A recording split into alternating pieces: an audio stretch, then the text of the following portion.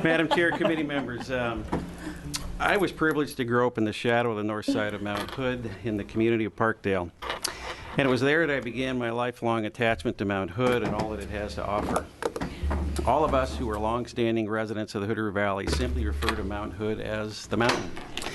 Even though our valley is treated with wonderful views of Mount Hood to the south and majestic Mount Adams to the north, whenever a local says something like, "Hey, did you see all that fresh snow on the mountain today?"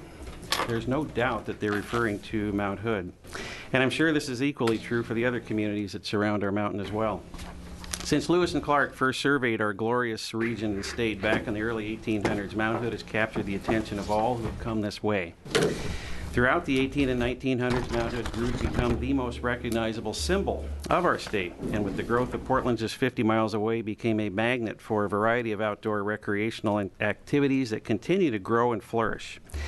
And its snowfields and glaciers provide the vital runoff that sustains our world-class agriculture on all sides of the mountain. In 1937, Franklin Roosevelt, if I have it here or not, I thought I had it. President Roosevelt came to dedicate Timberline Lodge, and I'll go off of memory.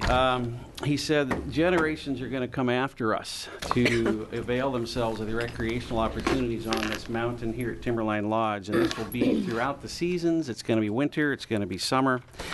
And this is truly going to become a destination, and our president was prophetic because that exactly is what happened, and that's what brings us to the present tense. This past fall, a constituent brought to my attention that there's never been an Oregon personalized license plate featuring Mount Hood.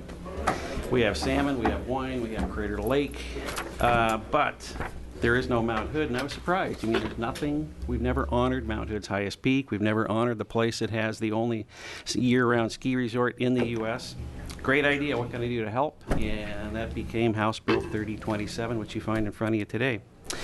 One of my great joys as the representative of House District 52 has been engaging in intentional efforts to try to create a sense of shared interest and collaboration with the various communities on all sides of the mountain.